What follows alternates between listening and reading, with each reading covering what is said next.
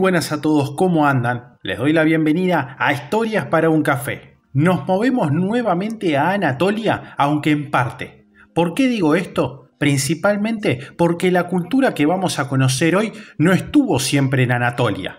Pertenecían a los Balcanes del Sur, pero durante el siglo XII a.C. se movieron a territorio hitita, donde el gran imperio estaba viendo sus últimos días y los frigios se encargaron de acelerar un poco el proceso. Los frigios son una cultura relativamente poco conocida, pero que es nombrada muchas veces durante la Edad Antigua, sobre todo durante el último periodo de la Edad del Bronce y principio de la Edad del Hierro. Así que es una buena oportunidad para conocer más al respecto sobre ellos. Pero claro, antes de comenzar, te comento que si este tipo de contenido histórico te interesa, te invito a suscribirte y activar la campanita, así estás notificado sobre los próximos videos que se van subiendo. Usualmente, los videos de historia son los lunes y jueves a las 19 horas. Así que ya dicho todo, comencemos con el tema del día. Los frigios fueron un antiguo pueblo indoeuropeo que habitaba inicialmente en los Balcanes del Sur, según Heródoto, bajo el nombre de Briges, cambiándolo luego a Priges después de su migración final a Anatolia a través de los Dardanelos.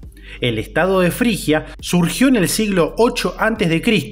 con su capital en Gordium. Durante este periodo, los frigios se extendieron hacia el este e invadieron el reino de Urartu, los descendientes de los hurritas, un antiguo rival de los hititas. Mientras tanto, el reino frigio se vio abrumado por los invasores cimerios alrededor del 690 a.C., luego conquistado brevemente por su vecina Lidia antes de pasar sucesivamente al imperio persa de Ciro el Grande y al imperio de Alejandro y sus sucesores. Fue tomado por la dinastía Atálida de Pérgamo y finalmente se convirtió en parte del Imperio Romano.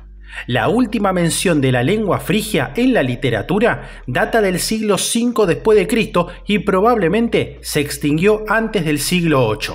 Los frigios hablaban frigio, una lengua indoeuropea. Algunos historiadores contemporáneos, entre los cuales el más conocido es Estrabón, consideraban a los frigios como una tribu tracia, parte de un grupo más amplio de tracio-frigios. Otros lingüistas descartan esta hipótesis, ya que el tracio, y por lo tanto el idioma daco-tracio, parece pertenecer al grupo satem de lenguas indoeuropeas, mientras que el frigio compartía varias similitudes con otras lenguas indoeuropeas del grupo centum, como el latín, el griego o las lenguas anatolias. Según este segundo grupo de lingüistas, de todos los idiomas indoeuropeos, el frigio parece haber estado más estrechamente vinculado al griego, lo que sugiere que los dos idiomas pertenecían al mismo subgrupo dialectal de los indoeuropeos primitivos. Aunque los frigios adoptaron el alfabeto fenicio y, en una última instancia, de los antiguos egipcios,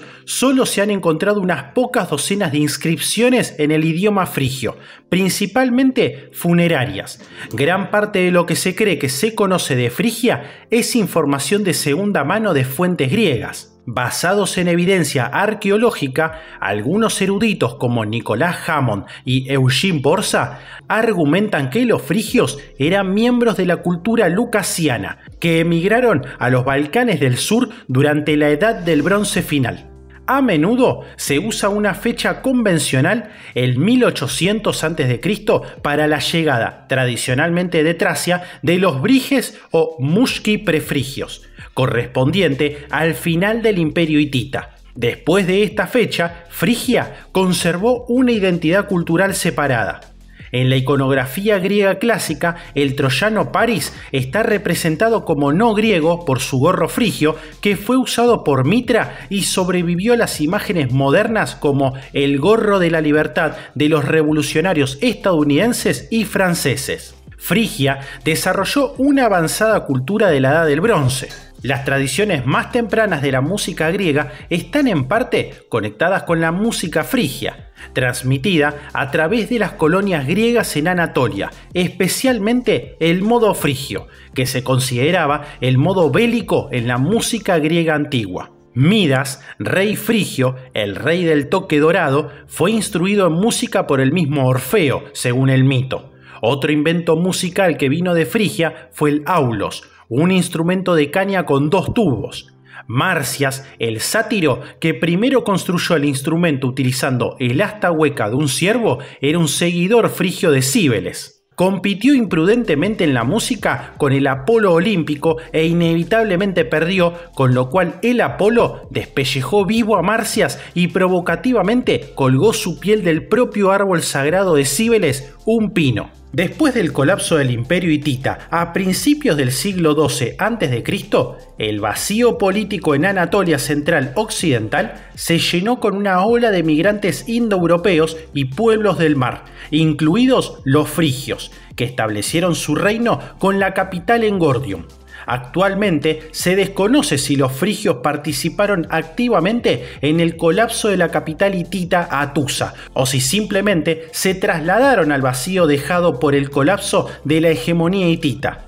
Los arqueólogos encontraron los llamados artículos de artesanía hechos a mano en sitios de este periodo en Anatolia occidental. Según los mitógrafos griegos, el primer Midas frigio había sido rey de los Moshi, también conocido como Briges, en la parte occidental de la Tracia arcaica. Aunque la teoría de la migración todavía es defendido por muchos historiadores modernos, la mayoría de los arqueólogos han abandonado la hipótesis de la migración con respecto al origen de los frigios debido a la falta de evidencia arqueológica sustancial, y la teoría de la migración se basa únicamente en los relatos de Heródoto y Santo. Fuentes asirias del siglo VIII a.C. habla de un rey Mita de Mushki, identificado como el rey Midas de Frigia. Una inscripción asiria registra a Mita como un aliado de Sargón de Asiria en el 709 a.C. En el siglo VIII a.C. aparece una cerámica frigia distintiva llamada artículos púlidos. Los frigios fundaron un reino poderoso que duró hasta el ascenso de Lidia en el siglo VII a.C. Bajo los reyes llamados alternativamente Gordias y Midas, el reino frigio independiente de los siglos VIII y VII mantuvo estrechos contactos comerciales con sus vecinos en el este y los griegos en el oeste. Frigia parece haber sido capaz de coexistir con cualquier poder dominante en Anatolia Oriental en ese momento. La invasión de Anatolia a finales del siglo VIII y principios del siglo VII a.C. por los cimerios resultó ser fatal para la Frigia independiente. La presión y los ataques de los cimerios culminaron, según la leyenda, en la muerte de su último rey Midas. Gordium cayó ante los cimerios en el 696 a.C. y fue destruida y quemada, como informó mucho más tarde Heródoto. Una serie de excavaciones han hecho de Gordium uno de los sitios arqueológicos más reveladores de Turquía. Las excavaciones confirman una destrucción violenta de Gordium alrededor del 675. Una tumba del período Midas, conocida popularmente como la tumba de Midas, reveló una estructura de madera profundamente enterrada bajo un vasto túmulo que contiene tumbas, ataúdes, muebles y alimentos. El sitio de Gordium contiene un considerable programa de construcción posterior, tal vez por Aliates, el rey de Lidia, en el siglo VI a.C. Los reinos frigios menores continuaron existiendo después del final del Imperio frigio, y el arte y la cultura continuaron floreciendo. Los cimerios se quedaron en Anatolia, pero no parece que crearan un reino propio.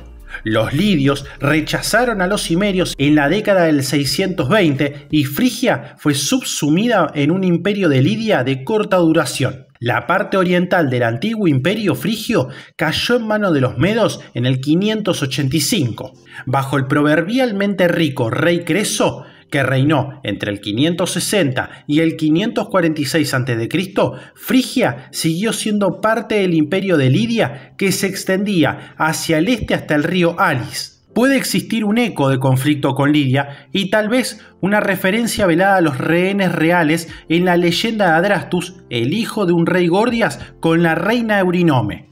Accidentalmente mató a su hermano y se exilió a Lidia, donde el rey Creso lo recibió. Una vez más, Adrastus mató accidentalmente al hijo de Creso y luego se quitó la vida. La Lidia de Creso fue conquistada por Ciro en el 546 a.C. y Frigia pasó bajo el dominio persa.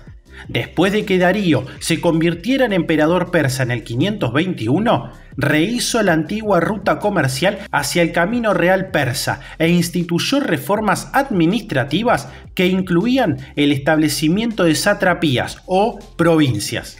En el siglo V, Frigia se convirtió en dos provincias administrativas, la de Frigia Helespóntica o Frigia Menor, con su capital provincial establecida en Dacilio, y la provincia de Gran Frigia. Bajo el dominio persa, los frigios parecen haber perdido su agudeza intelectual y su independencia. Los frigios fueron considerados entre los griegos y romanos posteriores como pasivos y aburridos.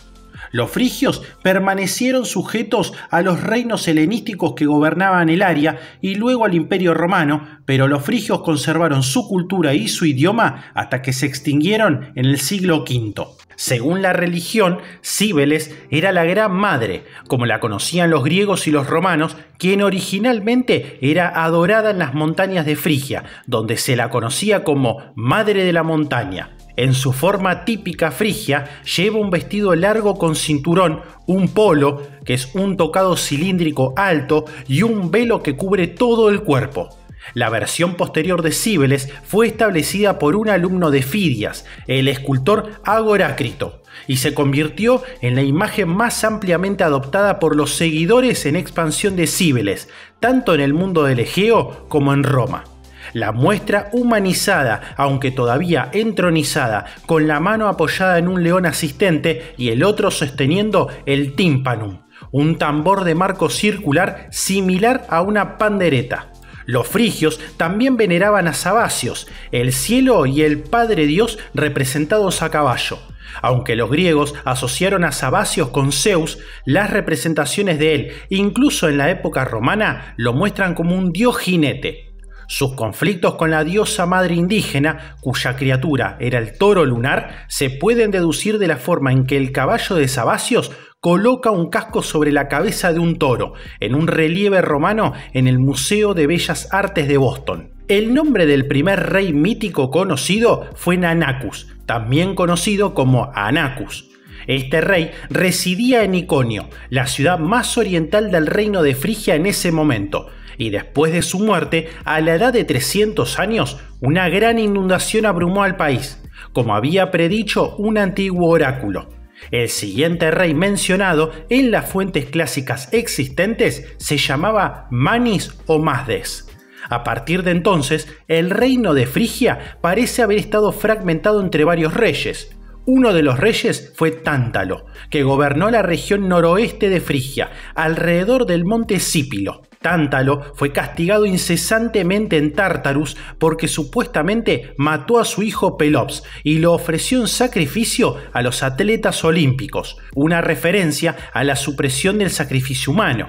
En la época mítica antes de la guerra de Troya, durante un periodo interregnio, Gordius, un agricultor frigio, se convirtió en rey, cumpliendo una profecía oracular. Los frigios sin rey se habían dirigido al oráculo de Sabacios en Telmisus, en la parte de Frigia que más tarde se convirtió en parte de Galacia. El oráculo les había ordenado que se proclama rey al primer hombre que cabalgara hasta el templo del dios en un carro. Ese hombre fue Gordias, un granjero que ató la lanza y el yugo del carro de bueyes en cuestión con el nudo gordiano. Gordias refundó la capital en Gordium, en el oeste de Anatolia Central, situada en la antigua vía de comunicación a través del corazón de Anatolia, que se convirtió en el camino real de Pesinunte o Ankara y no muy lejos del río Sangario. Más tarde, los reyes míticos de Frigia se llamaron alternativamente Gordias y Midas.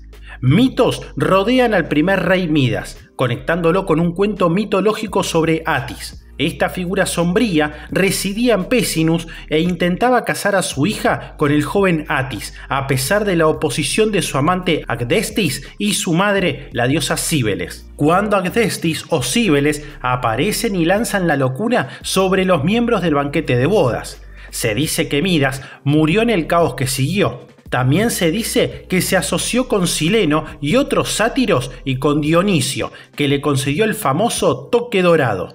El mítico Midas de Tracia, acompañado por una banda de su gente, viajó a Asia Menor para limpiar la mancha de su incómodo toque dorado en el río Páctolo, dejando el oro en las arenas del río. Midas se encontró en Frigia y fue adoptado por el rey sin hijos Gordias y tomado bajo la protección de Cíbeles. Actuando como el representante visible de Cíbeles y bajo su autoridad, al parecer, un rey frigio podría designar a su sucesor. Según la Ilíada, los frigios fueron aliados troyanos durante la guerra de Troya. La Frigia de Homero en la Ilíada parece estar situada en la zona que abarca el lago Ascanián y el curso norte del río Sangario, y así era menor en extensión que la Frigia clásica. La Ilíada de Homero también incluye una reminiscencia del rey troyano Príamo, que en su juventud había venido a ayudar a los frigios contra las Amazonas. Durante este episodio, una generación antes de la guerra de Troya, se decía que los frigios estaban dirigidos por Otreus y Migdón. Ambos parecen ser poco más que epónimos. Había un lugar llamado Otrea en el lago Ascanián, cerca de la última Nicea, y los Migdones eran un pueblo de Asia Menor que residían cerca del lago Dasilitis. Durante la guerra de Troya, los frigios enviaron fuerzas para ayudar a Troya, encabezados por Ascanio y Forcis, los hijos de Aretaón. Asius, hijo de Dimas y hermano de Cabe, es otro noble frigio que luchó antes de Troya. Si bien es cierto que aún no se sabe a ciencia cierta si los frigios tuvieron algo que ver con la caída de los hititas, tampoco es que se los pone en la lista de inocentes.